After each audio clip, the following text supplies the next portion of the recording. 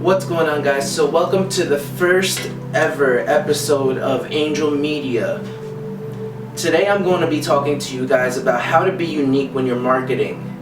The first thing that you want to do, and maybe this could be something even if you're a home business or you have a storefront, and that's putting up a huge sign outside of your house for a snap code. If you have Snapchat or if you have Instagram stories, you could put your handle right outside of your house. And this could cause some intrigue for the commuters, this could cause some intrigue for people walking their dogs. No matter what happens, people will eventually start to follow you. And those people that do, even if it's 3%, 5% of the people that are following you, they're going to start to be intrigued by your story. And as they follow along, let's say you're a graphic designer and they're following along to the things that you're designing. Let's say you're a baker and they're following along to your daily routine of baking for people, for custom customers, and how you treat your customers every day. Eventually, they're going to need your services. And let's say 5% of those 3% convert. That's conversion that you didn't have before. So the second thing that you want to do is you want to provide valuable free content.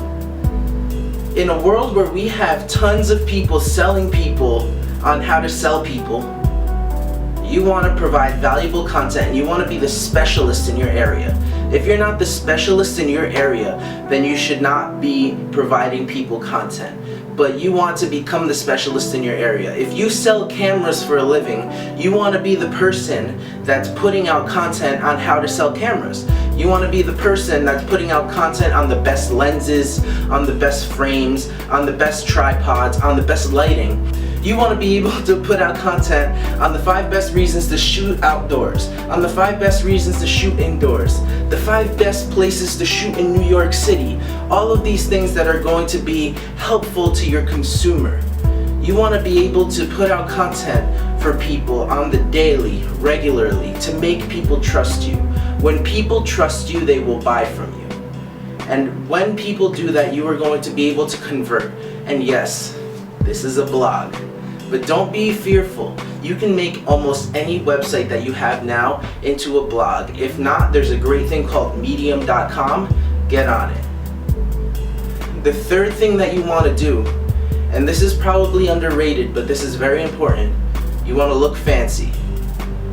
One of the things that I've noticed a lot in the businesses that I've worked for is that a lot of business-minded companies undervalue graphic design, and a lot of graphic-driven companies undervalue business. There needs to be a merger of both, where you're valuing both at the center and at the core of your business. When you do that, you can drive your sales on both how great you look as a company and how much you drive numbers. When you can do that, I promise you, you'll be able to drive any customer. Because if you're driving people because you understand the details of how you need to look good as a company, then that customer, whether it's a retailer, whether it's a regular average customer, they will trust you because you care about every detail of how every single letter looks, about how your logo looks, about how every single brochure looks. That customer will trust you. It's not just design, it's not just looking pretty, it's Angel Media. Now the fourth thing you want to do is you want to cross-promote events. Whether you're a blogger, whether you're a bakery, whether you're a business owner of any sort, you want to take your products and you want to cross-promote to bigger events.